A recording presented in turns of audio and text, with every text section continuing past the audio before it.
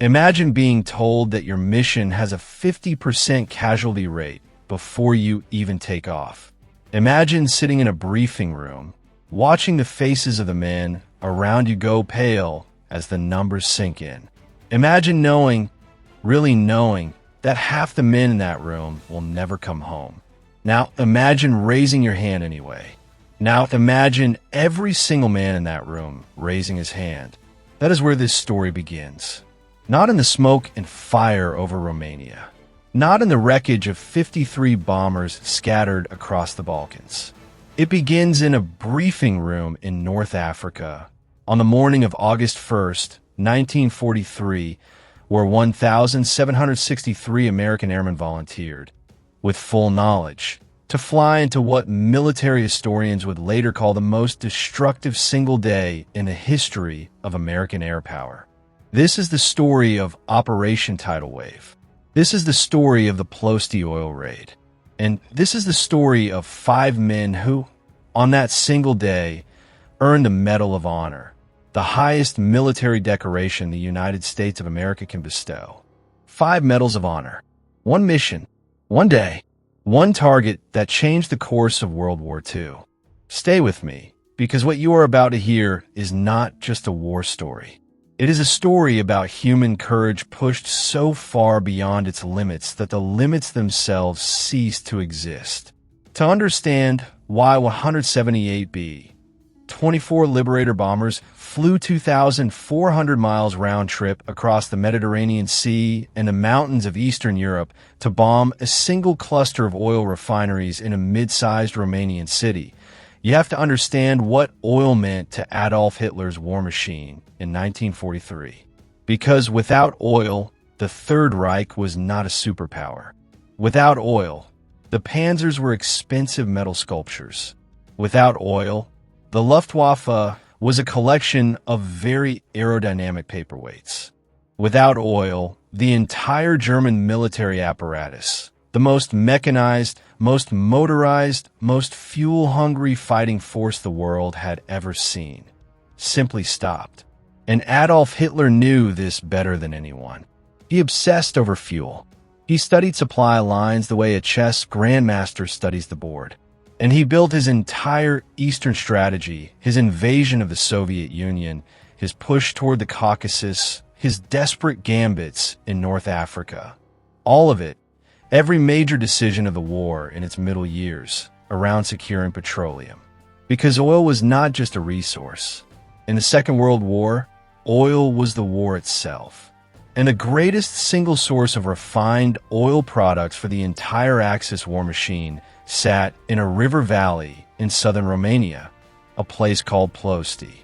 By 1943, Ploesti and its surrounding refineries were producing approximately 35% of all the refined oil used by Nazi Germany and its allies. Some estimates put it higher. The complex included 7 major refineries, dozens of smaller processing facilities, hundreds of storage tanks, miles of pipeline, and a workforce of tens of thousands. It had been producing oil commercially since the 1850s. It was old, sprawling, enormous, and irreplaceable. And the Allied High Command had known about it since before the United States even entered the war. In fact, the first American bombing mission against Ploesti had taken place in June of 1942, more than a year before Tidal Wave. That mission, led by Colonel Harry Halverson, involved 23 B-24s flying from Egypt. It caused minimal damage and alerted the Germans to the fact that the Allies were thinking about Ploesti, which meant that by August of 1943, when the planes of Operation Tidal Wave arrived, the Germans and Romanians had spent more than a year building one of the most sophisticated air defense systems in the entire European theater. But we are getting ahead of ourselves. Before we talk about what happened over Ploesti on August 1st, 1943, we need to talk about who flew there. We need to talk about the men. The 5 bomb groups that participated in Operation Tidal Wave were drawn from the 9th Air Force and the 8th Air Force. Their names tell you everything about the American military's love of dramatic nicknames. The 376 Bombardment Group, known as the Liberandos. The 93rd Bombardment Group, known as Ted's Traveling Circus, named after their commander, Colonel Edward Ted Timberlake. The 98th Bombardment Group, known as the Pyramiders. The 44th Bombardment Group, known as the Flying Eight Balls. And the 389th Bombardment Group, newest of the five, recently arrived in theater and still building their reputation, known simply as the Sky Scorpions. These were not inexperienced men. These were veterans of the North African campaign, men who had flown through flak over Rommel's supply lines, who had bombed shipping in the Mediterranean, who had tangled with the Luftwaffe over the desert. They were tough, experienced, and deeply aware of what they were being asked to do. The mission planners had not tried to hide the dangers. The briefing officers had stood up in front of these men and laid it out with brutal honesty. The casualty rate was expected to be around 50%. The target was deep in enemy territory beyond the range of fighter escort. The raid would be conducted at low altitude, treetop level in some cases, to maximize bombing accuracy and to get under the German radar. And the target was defended by hundreds of anti-aircraft guns, barrage balloons, and squadrons of Romanian and German fighter aircraft. The choice to fly low was itself a radical departure from standard Allied bombing doctrine. By 1943, the standard approach for strategic bombing was high altitude, 20,000 feet or more, where the bombers were harder to hit with ground fire and above most of the fighter threat. But the planners of Tidal Wave had determined that high-altitude bombing against the specific structures of the Ploesti refineries, the distillation columns, the cracking towers, the boiler houses, would be too imprecise. To truly destroy Ploesti, you needed to put your bombs through specific windows onto specific structures. You needed to be close. And being close meant being low. It meant flying your B-24, a four-engine, 65,000-pound aircraft, at altitudes sometimes measured in tens of feet rather than thousands. It meant flying through smoke and fire that your own bombs had created. It meant being within range of every rifle, every machine gun, every pistol in the hands of every Romanian soldier and civilian for miles around. The men who flew this mission were not unaware of what low altitude meant. They had all seen what happened to aircraft at low altitude. They had all seen the photographs. They flew anyway. Planning for Operation Tidal Wave had begun months before the mission itself. The operation was conceived at the highest levels of Allied command. General Henry Hap Arnold, Chief of the Army Air Forces, championed the idea of a knockout blow against Ploesti. General Dwight Eisenhower, then commanding Allied forces in the Mediterranean theater, approved it. The mission was assigned to Major General Lewis Hyde Brereton, commanding the 9th Air Force, and his deputy, Brigadier General Uzel Ent, who would fly on the mission himself. The planning process was exhaustive. Intelligence officers built a scale model of the Ploesti refinery complex so detailed that crews could walk around it and memorize individual buildings. Each bomb group was assigned specific targets within the complex. Bombing runs were choreographed to the second. Routes were planned to take advantage of terrain features that might shield the approaching bombers from radar. The approach would come from the north, over the Transylvanian Alps, descending into the Wallachian Plain for the final run to the target. It was, on paper, a masterpiece of military planning. What no plan survives, as the old military saying goes, is contact with the enemy. And on August 1st, 1943, the plan met the enemy almost immediately. The bombers took off from 5 airfields around Benghazi, in Libya, beginning at 700 hours local time. The sky over North Africa was bright and clear. The aircraft climbed, formed up, and turned northeast crossing the Mediterranean toward Greece. There were 178 aircraft in the formation. One crashed on takeoff, killing its crew. The others flew on. The journey to the target would take approximately 4 hours. Somewhere over the Ionian Sea, the problems began. AB-24 carrying the lead navigator for the 376 group, the Pathfinder aircraft that the others were depending on for navigation, suddenly went into an uncontrolled dive and crashed into the sea. The deputy lead took over, but the loss of the primary navigator created the first crack in the plan's foundation. Then came the clouds. Over the mountains of Albania and Yugoslavia, the formations encountered a massive cloud bank that forced many of the aircraft to climb above it, breaking formation in the process. When they descended out of the clouds into the clear air above Bulgaria, the formations were separated and, in some cases, badly mixed up. The carefully rehearsed choreography was already coming apart. Then came the navigation error that turned a dangerous mission into a catastrophe. As the formations approached the target area, flying at low altitude across the flat Romanian farmland, the lead navigator of the 376 group, who had taken over after the loss of the Pathfinder, made a critical mistake. Approaching the town of Targovist, which was supposed to be a navigational checkpoint before the final turn toward Ploesti, he misidentified the town. He believed he had reached Ploesti itself. He ordered a turn.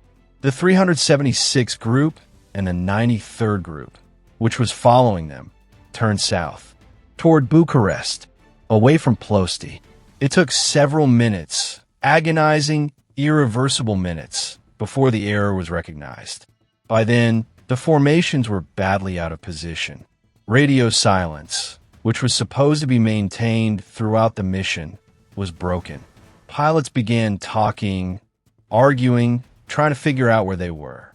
The element of surprise, which was absolutely critical to the low-level approach plan, was gone. Because when radio silence broke, the German radar operators heard it, and the defenders of Ploesti had time to prepare. What followed was chaos of a kind that defies easy description. The bomb groups arrived over Ploesti not in their carefully planned sequence, but in a confused jumble. Some arrived from the wrong direction. Some arrived over targets that had already been hit by other groups. Some arrived over targets that were already on fire and obscured by smoke so thick they could barely see their aiming points. Some flew directly through the smoke and fire to hit their targets anyway. The 376th and 93rd, after recognizing their navigation error, turned and flew toward the target. But they arrived from the south, the opposite direction from the planned approach, and hit targets of opportunity rather than their assigned aiming points. The 98th and the 44th, flying their planned routes, arrived from the correct direction, but into a firestorm that had already been awakened by the earlier arrivals. The 389th, which had been assigned to hit a refinery some distance from the main complex, executed their attack largely as planned and achieved the best results of any group on the mission. But for the others, it was a nightmare. And in that nightmare, 5 men performed acts of courage so extraordinary that they would receive their country's highest honor. Let's talk about them. Let us give them the time and the attention they deserve. Because the 5 medals of honor awarded for Operation Tidal Wave are not just the largest number ever given for a single military action in American history. They are 5 separate stories of human beings pushed to the absolute edge of what a person can endure and choosing, actively, consciously, in full knowledge of the likely consequences, to keep flying, keep fighting, keep doing their duty. The first man is Colonel John Killer Kane, commanding officer of the 98th Bombardment Group. Kane was a big, hard-driving Texan, the kind of officer whose men both feared and worshipped him. He had earned his nickname not through cruelty, but through relentlessness, a refusal to quit, a refusal to accept excuses, a demand for results that verged on the obsessive. On August 1st, 1943, Kane led the 98th Group through flak so heavy it blotted out the sky, through smoke so thick he was flying blind through his own target, through fire that was literally consuming the aircraft around him, to drop his bombs on the Astro Romana refinery. His aircraft was so badly damaged by the time he crossed the target that it could barely stay in the air. He flew it back toward Allied territory, or tried to. He never made it back to Benghazi. He landed at a British airfield on Cyprus, his bomber a wreck, his crew alive. The mission citation for Kane's Medal of Honor speaks of conspicuous gallantry and intrepidity above and beyond the call of duty. The second Medal of Honor went to Colonel Leon Johnson, commanding the 44th Bombardment Group, the Flying Eight Balls. Johnson's group arrived over Ploesti to find that their assigned targets, the White 4 refinery complex, had already been hit by another group and was burning. Doctrine said, find another target, don't fly into a target that's already on fire, preserve your aircraft and your crew for another mission. Johnson threw doctrine away. He led the 44th Group through the burning, smoke-filled, flak-saturated wreckage of the already attacked target complex, dropping bombs on structures that were still intact within the inferno, ensuring the destruction was complete. His aircraft survived. Many of his men did not. The citation noted that Johnson ordered the attack with full knowledge that the target was already under fire and that the dangers were beyond what any reasonable military calculation could justify. He justified them anyway. The third Medal of Honor was awarded posthumously.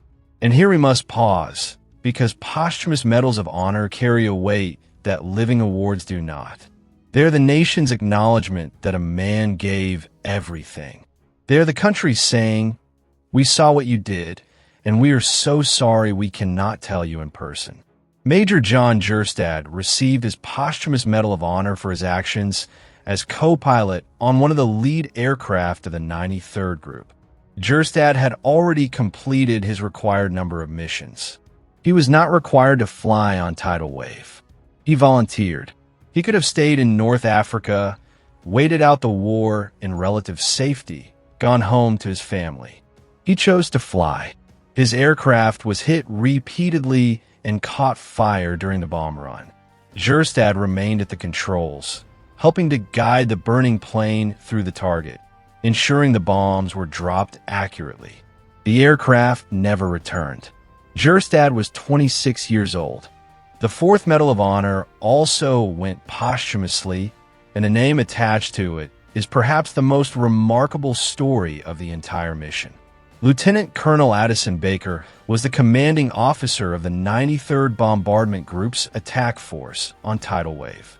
His aircraft, named Hell's Winch, was hit by anti-aircraft fire before reaching the target. It was hit badly enough that any reasonable pilot would have broken off the attack and attempted to save the crew by gaining altitude and bailing out. Baker did not do this. He kept his burning aircraft in formation, leading his group toward the target, refusing to deviate even as flames spread through the fuselage. He held the plane steady over the target, ensuring his men could drop their bombs accurately, and then tried to climb to give his crew a chance to bail out. The aircraft was too badly damaged. It exploded. Baker was 26 years old. He and Jerstad died within minutes of each other, over the same burning city, for the same cause, in the same formation. Their Medal of Honor citations are almost identical in the selflessness they describe. And the fifth Medal of Honor, the one that perhaps best captures the specific, intimate, human-scale heroism of what happened over Ploesti, went to Second Lieutenant Lloyd Hughes of the 389th Bombardment Group. Hughes was 22 years old. He was the youngest of the 5 Medal of Honor recipients, and in some ways his story is the most devastating. The 389th had been assigned to attack the Campina refinery, some distance from the main Ploesti complex. The approach to Campina required flying through a narrow valley, then making a precise bomb run on the refinery. As Hughes made his approach, his aircraft was struck by anti-aircraft fire and the fuel tanks were punctured. Fuel began streaming from the aircraft in great visible quantities. Hughes could see the fuel venting. He could see the fires on the ground below him, fires that his own bombs and those of the aircraft ahead of him had already started. He knew, with the certainty of physics, that when his aircraft flew through those fires, the streaming fuel would ignite. He knew he was flying into his own death. He could have turned away. He could have tried to make an emergency landing in the field below. Instead, he held his course. He flew through the fire. The fuel ignited, just as he must have known it would. His aircraft crashed after releasing its bombs. The bombs hit their target. Lloyd Hughes was 22 years old. He had been married for 7 months. He never came home. 5 men. 5 acts of courage so absolute that the word courage seems inadequate. But the story of Tidal Wave is not just the story of those 5 men. It is the story of all 1,763 airmen who flew the mission. It is the story of the gunners who kept firing their machine guns even as their aircraft burned around them. It is the story of the pilots who held their bombers on course through flak that was literally tearing their aircraft apart, because they knew that if they broke off the run, their bombs would miss, and the men beside them would have died for nothing.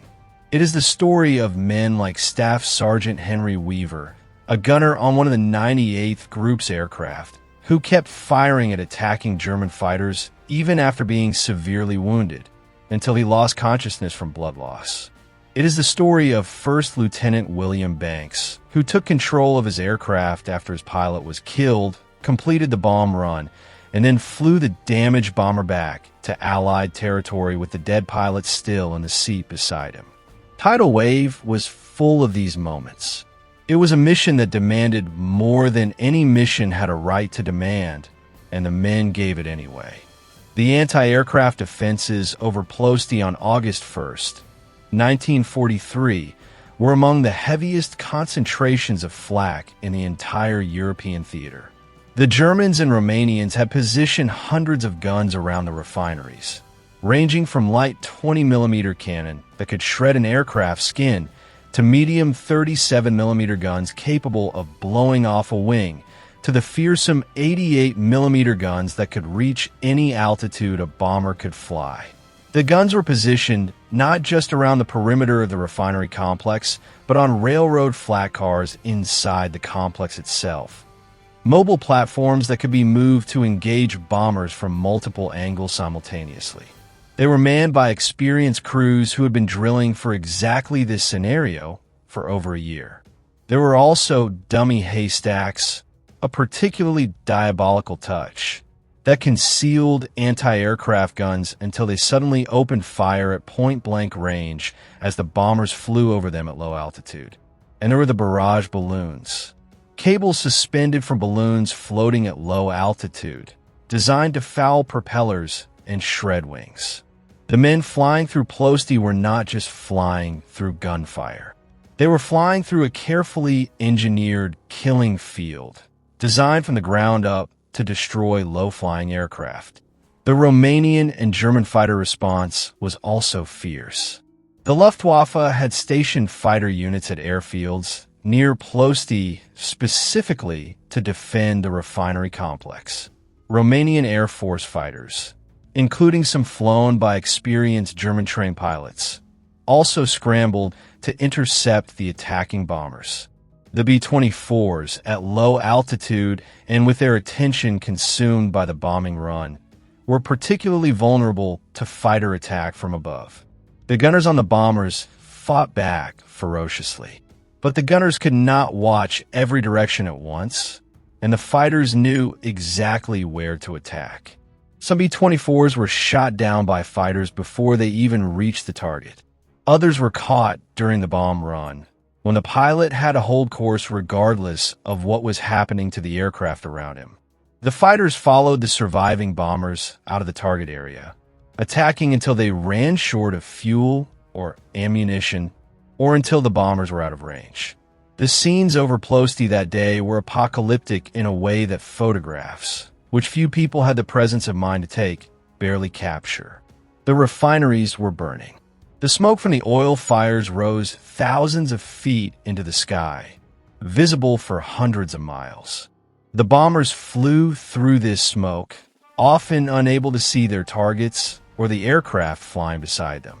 Crews reported seeing other B-24s simply disappear into the smoke, never emerging. They reported seeing aircraft explode, sometimes from flak, sometimes from flying through fireballs created by other bombers' explosions, sometimes, horribly, from collision with other aircraft that they could not see in the smoke. They reported seeing aircraft on fire, their crews unable to bail out at low altitude, going down in streaks of black smoke. They reported seeing parachutes that opened too low to save anyone. They reported things that, even decades later, those who survived struggled to put into words. The men who flew Tidal Wave carried those images for the rest of their lives. The statistics of the mission's losses are staggering even by the brutal arithmetic of World War II air combat. Of the 178 aircraft that took off from Benghazi, 53 were lost. 5 were interned in neutral Turkey after landing there with damaged aircraft. 19 returned to Benghazi, but were so badly damaged they were written off as total losses. Of the 1,763 men who flew the mission, 310 were killed. 108 were taken prisoner by the Romanians and Germans. 78 were interned in Turkey. The 310 men killed represents a death toll larger than the total number of men who died at the Battle of San Juan Hill in the Spanish-American War in a single afternoon. And yet this is only part of the story of what Operation Tidal Wave cost, because the losses did not end on August 1st. Many of the aircraft that limped back to North Africa never flew combat again. Many of the men who came back were so badly wounded that they never flew again. The physical and psychological toll of Tidal Wave on the 5 bomb groups involved set back American strategic bombing capability in the Mediterranean theater for months. And what did it achieve? This is the question that has haunted Tidal Wave ever since. The honest answer, the answer that the men who flew it deserved, even if it was painful, is that the immediate results were significant but not decisive. Post-raid assessment estimated that the mission had destroyed approximately 40% of Ploesti's refining capacity. Some targets: the Colombia Aquila refinery, the Astra Romana complex, the Standard Petrol block, were seriously damaged. The Romana Americana refinery was essentially destroyed. The fires burned for days. For a brief period after the raid, German fuel production was genuinely impacted. But the Germans and Romanians were extraordinary engineers, and they had an extraordinary incentive to rebuild. They brought in labor from across Axis-controlled Europe. They worked day and night. Within months, Ploesti was producing oil again, in many cases at levels exceeding pre-raid production, because the damage had forced them to upgrade and streamline their equipment. By the end of 1943, the production deficit caused by Tidal Wave had been largely erased.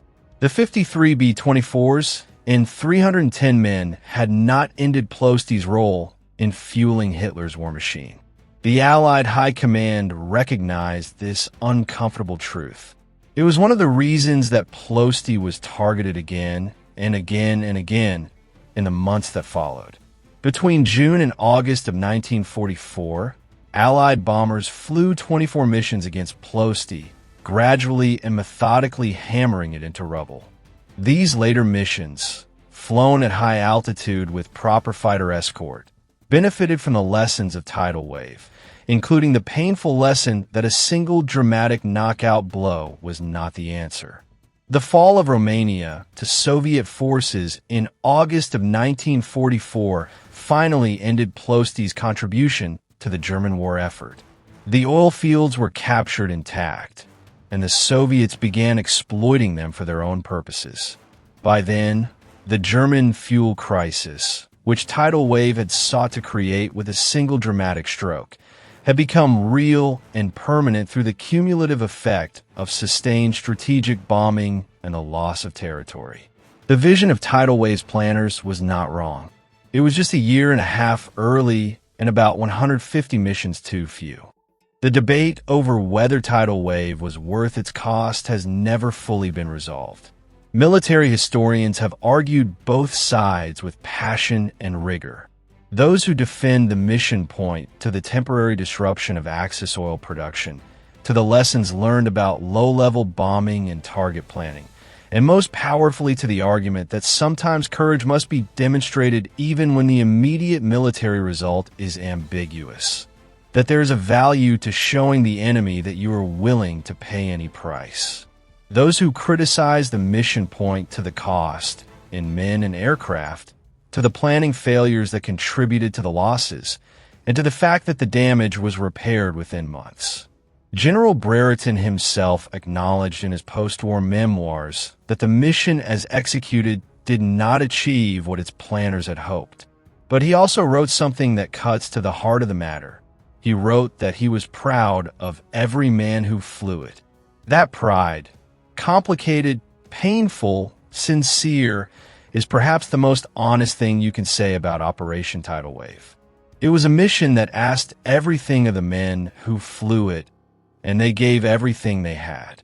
In the months after Tidal Wave, the survivors scattered to different assignments, different theaters, different fates.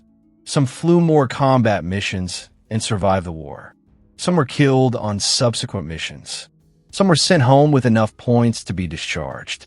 John Kane, who received his Medal of Honor personally from General Arnold in September of 1943, continued to serve and survive the war. Leon Johnson also survived, went on to a distinguished post-war career in the Air Force, and eventually retired as a 4-star general. The families of the men who did not come back, the families of Jerstad, Baker, Hughes, and the other 307 men who died, received telegrams and then, eventually, small boxes with medals in them. Some received the Purple Heart. Some received the Air Medal. Some received the Distinguished Flying Cross. 3 families received something else. A small blue-ribbon Star-Spangled Medal that their sons or husbands or fathers would never be able to wear because they had earned it with the last thing they had left to give. The prisoners of war taken at Ploesti had a particularly complex experience.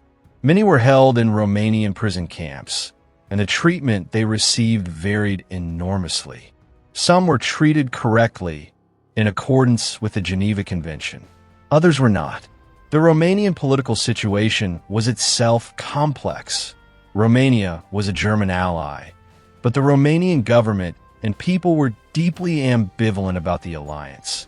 And as the war turned against Germany, that ambivalence grew into something approaching opposition.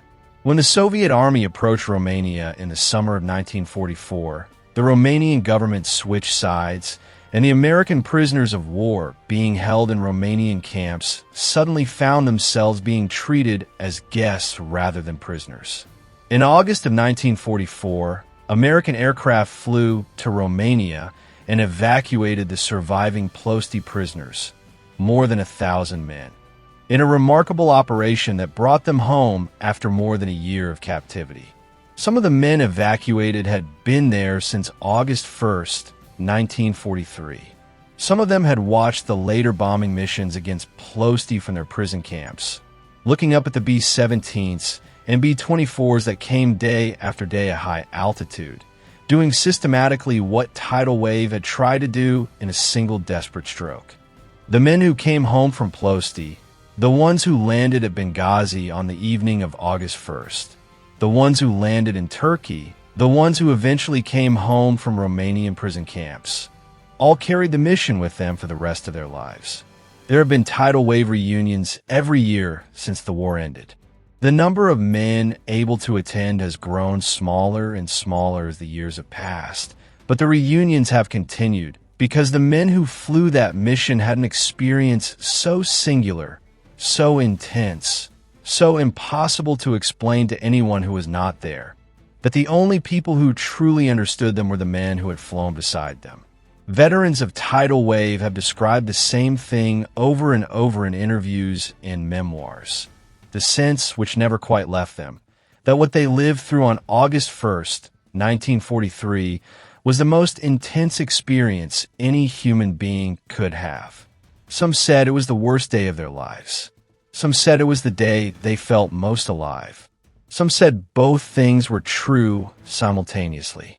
That paradox, that the worst day of your life can also be the day you are most fully yourself, is something that combat veterans across every war have struggled to articulate. The men of Tidal Wave articulated it better than most, because they had more to articulate. The physical landscape of Ploesti today bears almost no trace of what happened there on August 1st, 1943. The refineries were rebuilt after the war, operated by Communist Romania's State Petroleum Company, and continued to function for decades. The city of Ploesti in Romanian, is a medium-sized industrial city, unremarkable at first glance. But if you know where to look, the history is there. There is a monument. There is a museum. There are the graves, American graves, in a military cemetery at Sinaia, where some of the men who fell over Ploesti are buried. Romania, which fought on the German side when those men died, maintains those graves with care. It is one of the small, complicated dignities that time and changing circumstances have made possible. The American War Cemetery in Romania receives visitors every year. Tourists, history enthusiasts, descendants of the men buried there, who come stand beside the white markers and think about what happened here, what these men did, what it cost. In the United States, Operation Tidal Wave occupies a strange position in the public memory of World War II. It is not forgotten. Historians know it, military enthusiasts know it, the Air Force knows it, but has never received the public recognition it deserves. It lacks the clean narrative of a victory, which makes it difficult to present in the triumphalist way that American culture prefers its war stories. It is a story of extraordinary courage in a mission that did not fully succeed, which is a harder thing to celebrate than extraordinary courage in a mission that did. It sits alongside other such stories. Pickett's charge, the Charge of the Light Brigade, Dieppe, as an example of what humans are capable of when asked to do something that reason suggests cannot be done. The difference is that the men of Tidal Wave were not sacrificed through the incompetence or indifference of their commanders. The plan was sound. The intelligence was good. The men were trained and experienced. What happened was not a failure of planning or courage. It was what happens when the best laid plans meet the fog and friction of war at their most extreme. The men rose to meet that friction with everything they had. That was not enough to destroy Ploesti in a single blow does not diminish what they did. It may, in some ways, make it more poignant. There's a phrase that appears in several of the Tidal Wave Medal of Honor citations, above and beyond the call of duty. It is the standard phrase for the Medal of Honor. It appears in every citation, for every recipient, in every war. But it carries a particular weight when applied to the men of August 1st, 1943, because the call of duty on that day was already beyond what most human beings could have met. The baseline expectation: fly through one of the most heavily defended targets in Europe at low altitude, without fighter escort, knowing that half of you will not come back, was itself above and beyond what any of us could comfortably imagine. And then, within that already impossible context, 5 men went further still. 5 men looked at what duty required and found it insufficient. 5 men added to an already unbearable burden the additional weight of acts so selfless, so completely without regard for their own survival. that their country reached for the only recognition it had left to offer. We should also spend time with the aircraft themselves, because in the culture of World War II aviation, the aircraft were not just machines. They were almost personalities. The B-24 Liberator, which was the aircraft type used in Tidal Wave, was in many ways the unsung hero of the American heavy bomber fleet. The B-17 Flying Fortress gets the glory, is the aircraft that appears in every movie, every painting, every popular representation of World War II strategic bombing. But the B-24 flew more combat missions, carried more bombs, and was produced in larger numbers than the B-17. It was not as beautiful as the B-17. Pilots who flew both types often described the B-17 as a thoroughbred and the B-24 as a workhorse. But workhorse is not an insult.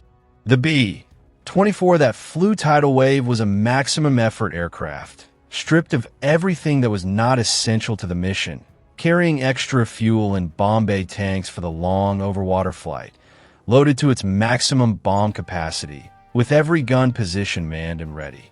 The names of the crews painted on the noses of their aircraft, Hell's Winch, Teggy, and Susie Q, the Sandman, Jersey Bounce Jr., were not just affectations.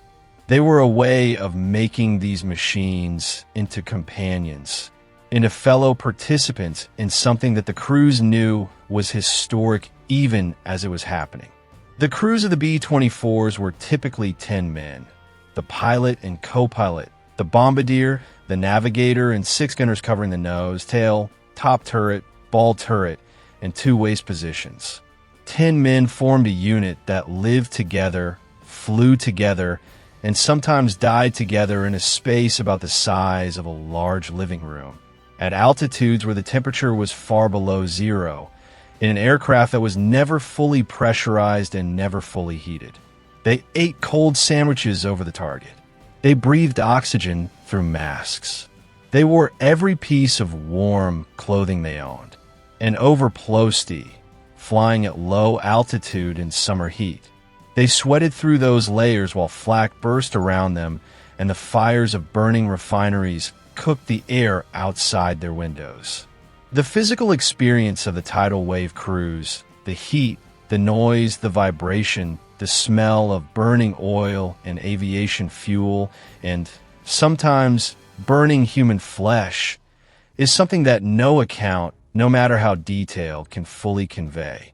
But we should try, because the physical reality of what those men endured is part of their story. The noise alone was extraordinary. 10 men in a B-24 on a combat mission were surrounded by sound at a level that caused permanent hearing damage to many of them. For radial engines at full power, anti-aircraft shells bursting close enough to rock the aircraft, the chatter of 50 caliber machine guns firing from multiple positions, the shouts of crew members over the interphone, the occasional horrible sound of something hitting the aircraft, a piece of flak punching through the aluminum skin, a fragment tearing through the hydraulic system, a burst from a fighter's cannon. Over Ploesti, on top of all of this, there was the sound of the fires, a roar that crew members described as audible even over the engine noise. Some aircraft flew through the fireballs of burning refineries at close enough range that the crews could hear the fires through the aircraft skin. Some aircraft flew through those fireballs at close enough range that the paint on the bottom of the wings was scorched.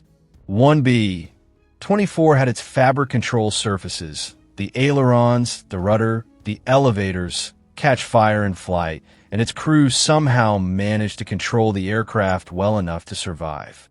By late afternoon on August 1st, 1943, the last aircraft had either hit its target or aborted the attack and was turning toward home. The trip back to Benghazi was, in some ways, more dangerous than the flight in. The aircraft were damaged, some of them critically. Their fuel loads were depleted. Their ammunition was running low. They were still over Axis-controlled territory, and the German and Romanian fighters were still hunting them. Some aircraft had engines shot out and could not maintain altitude. Some had hydraulic damage that would make landing a controlled crash at best. Some had wounded men on board who needed medical attention that would not be available until they reached North Africa. And some had men on board who were already dead, gunners slumped in their turrets, co-pilots still in their seats, bombardiers lying where they had fallen. The living flew the aircraft home, and the dead flew with them. Several aircraft landed in Turkey rather than attempt the long over-water flight to North Africa in a critically damaged condition. The crews of these aircraft were technically interned. Turkey was neutral, but the practical experience of internment in Turkey was relatively benign, and many of the airmen eventually made their way back to Allied control through informal channels. A few aircraft landed in Cyprus. A few landed in Sicily. One aircraft, one of the most remarkable stories of the entire mission, managed to land in Malta, having flown across the entire Mediterranean on one engine after the others failed one by one during the return trip. The pilot and co-pilot of that aircraft had to fight the controls every inch of the way, because AB-24 on one engine was barely controllable under ideal conditions, and the conditions over the Mediterranean on the afternoon of August 1st, 1943, were far from ideal. They made it. Not everyone did. The aircraft that did not make it back fell across a vast area of southeastern Europe and the eastern Mediterranean. They fell in Romania, in Bulgaria, in Yugoslavia, in Greece, in Albania, in the Aegean Sea. The crews of some of these aircraft survived to be taken prisoner. The crews of others were killed in the crash. Some crews bailed out and landed among people who hid them, fed them, and eventually helped them reach Allied territory. Acts of extraordinary courage by Balkan civilians who knew that hiding American airmen meant death if they were discovered. The stories of these evasions, of American airmen guided by Serbian partisans through mountain passes, of Greek fishermen risking their lives to ferry airmen to neutral ships, of Romanian peasants hiding men in haystacks from the very kind of German soldiers who might be searching those haystacks, are stories that deserve their own telling. The courage of the civilians who helped the survivors of tidal wave escape has never received the attention it deserves.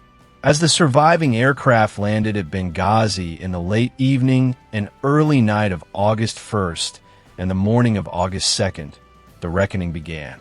Ground crews who ran out to meet the returning bombers found aircraft so badly damaged that they could not understand how they had stayed in the air. They found aircraft with entire sections of fuselage missing. They found aircraft with engines held in their mounts by nothing more than vibration and habit, so badly shot up that they should have seized hours before. They found aircraft with hundreds of holes, individual bullet holes, jagged flak tears, the smooth burn marks of near-miss fireballs. They found, inside those aircraft, the things that combat leaves behind: blood, spent brass cartridge cases, torn oxygen masks, crew members' personal effects scattered by blast and violence across the interior of the fuselage. And they found, in some aircraft, the men who had not survived the journey home. The accounting of tidal wave was done in the days that followed, and the numbers were terrible. General Ent, who had flown the mission himself in the lead aircraft of the 376 group, and who had been part of the navigation decisions that sent the group the wrong way, never fully recovered from the weight of what had happened. He was a man of integrity, and the knowledge that a decision made in part by his group had contributed to the chaos over Ploesti was something he carried heavily. He was eventually reassigned, and he died before the end of the war. Other commanders who had flown the mission also struggled with the aftermath, not just with the grief of losing so many men, but with the harder question of whether the mission could have been done differently, better, with fewer casualties and greater results. These are the questions that military commanders carry home from war, the questions that follow them through the quiet years when the guns are silent and there is nothing left to do but think. The 5 Medal of Honor recipients of Operation Tidal Wave were announced in a ceremony at a theater in Washington in late 1943. The medals were presented by General Arnold to Kane and Johnson, the 2 surviving recipients. The medals for Jerstad, Baker, and Hughes were presented to their families, parents, siblings, in Hughes's case his young widow, whom he had married just 7 months before his death. The ceremony was covered by the press, and for a brief moment Tidal Wave was front-page news across America. Then the news cycle moved on, as it always does, to the next battle, the next victory, the next tragedy. The men of Tidal Wave went back to the war or back to their towns, and the mission receded into the specialized memory of historians and veterans. But memory, even when it recedes, does not disappear. The veterans of Tidal Wave have kept the memory alive through their reunions, through their testimony to historians and documentarians, through the careful preservation of their aircraft. A B-24 restored to flying condition appears at air shows to this day as a memorial to the men who flew the type. And the Air Force has kept the memory alive through its institutional history, through the training it gives to officers who need to understand the full dimensions of strategic bombing. Not just its triumphs, but its most painful lessons. Tidal Wave is taught at the Air Force Academy. It is taught at the Air War College. It is a case study in planning, in leadership, in a relationship between strategic objectives and tactical execution, and, most importantly, in the qualities that define the men and women who wear the uniform of the United States military at its most tested.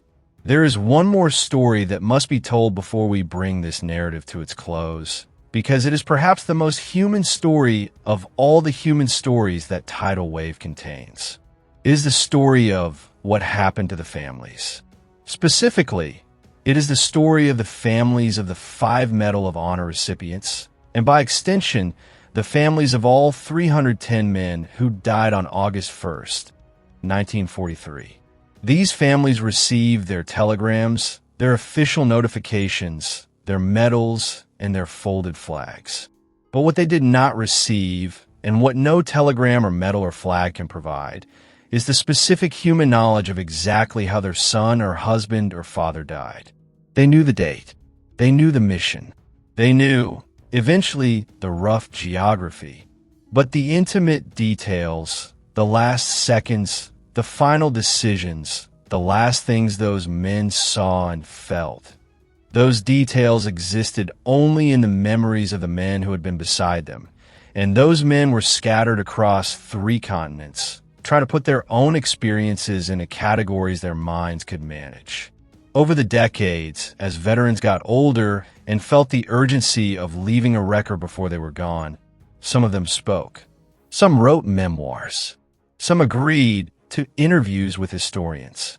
And from these accounts, bit by bit, the intimate human details of Tidal Wave have been assembled into something approaching a complete picture.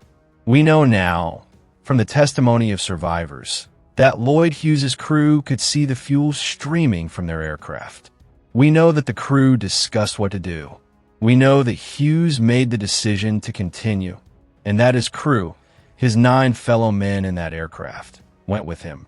We know that they understood what they were flying into. There is a philosophical question buried in that knowledge that I do not think anyone has ever satisfactorily answered. Is it courage, or is it something else, some quality beyond courage, that allows a 22-year-old man to look at his own death approaching at 200 miles an hour and hold his course? I do not think the English language has a word for it. The ancient Greeks might have had one. The Japanese have one. In English, we just say, he was a hero, and we give him a medal, and we say his name, and we hope that saying his name is enough to honor what he was. Lloyd Hughes, John Jerstad, Addison Baker, John Kane, Leon Johnson. Say those names. Remember them. They represent the finest expression of something that is both uniquely American and utterly universal. the willingness of ordinary human beings to become, in a moment of extremity, something extraordinary. They came from different places, different backgrounds, different stories. Kane was a Texan, hard and demanding. Johnson was a methodical, careful leader. Jerstad was a young officer who had already done his duty and chose to do more. Baker was a commander who led from the front until he could lead no more. Hughes was a young man, 7 months married, with everything to live for, who chose something larger than his own survival. They are different men, but they made the same choice. And that choice, made 5 times in 5 different aircraft over a burning Romanian city on a summer afternoon in 1943, is what the Medal of Honor exists to recognize. Operation Tidal Wave lasted approximately 27 minutes over the target area. 27 minutes of the most intense air combat in the history of American aviation. 27 minutes that cost 310 lives and 53 aircraft. 27 minutes that produced 5 medals of honor and hundreds of other decorations. 27 minutes that the men who survived could never entirely leave behind, and that the men who did not survive gave everything to be part of. In those 27 minutes, something happened that defies easy categorization. Something that was simultaneously a military operation, a human tragedy, an act of institutional courage, and a demonstration of individual heroism so complete that it stands 80 years later as one of the defining moments of American military history. It was not a victory, at least not by the traditional measure, but it was something that mattered then and matters still. Something that the men of Tidal Wave, the dead and the living, carried with them out of the skies over Romania and into the rest of their lives and their deaths. The oil still flows from Romania. The refineries at Ploiești still exist, rebuilt and modernized beyond anything the men of 1943 would recognize. The city goes about its daily life, traffic and commerce, and the ordinary business of a medium-sized European city in the 21st century. And somewhere beneath the modern surface of that city, in the soil that the bombs of August 1st, 1943 churned and burned, there are traces of what happened there. A fragment of an aluminum aircraft, a spent .50 caliber cartridge, the molecular remnants of fuel burned in a fire that lasted for days. The physical past does not disappear. It only goes underground. And every August 1st, it surfaces again in the memories of the dwindling number of men who were there, in the research of historians who have dedicated their professional lives to understanding what happened, and in the awareness of those of us who stop, for a moment, to remember that the world we live in was built on choices made by people who are gone now, choices that cost them everything, choices that we can honor only by knowing that they were made. This is the story of Operation Tidal Wave. It is not a story that ends cleanly, because history rarely does. It is a story with ragged edges and unanswerable questions, and a cost that no accounting can fully capture. But it is also a story of human beings at their most extraordinary. Not perfect, not invincible, not superhuman, but human in the deepest and most complete sense of the word. Human enough to be afraid. Human enough to feel the weight of what was being asked of them. And human enough, finally, to rise to meet it anyway. If you take one thing from this story, let it be this. Courage is not the absence of fear. It is the decision, made in full knowledge of the fear, to act anyway. The men of Tidal Wave were afraid. Every single one of them. And every single one of them flew anyway. That is what makes them worth remembering. That is what makes them worth knowing. That is the story of Operation Tidal Wave. And it will be told as long as there are people willing to listen to it. If you have stayed with me through this entire story, if you have flown in your imagination from the desert airfields of North Africa, across the blue Mediterranean, over the mountains of the Balkans, and down into the valley of the Prahova River, to the burning refineries of Ploesti, then you have honored these men with something they deserve: your attention. History asks only that we pay attention. The men who made it paid far more. Now, here is the question I want to leave with you. 5 medals of honor from one mission. The most from any single military action in American history. We have covered all 5 today, and we have tried to give each man the individual attention his story deserves. But I want to know what you think.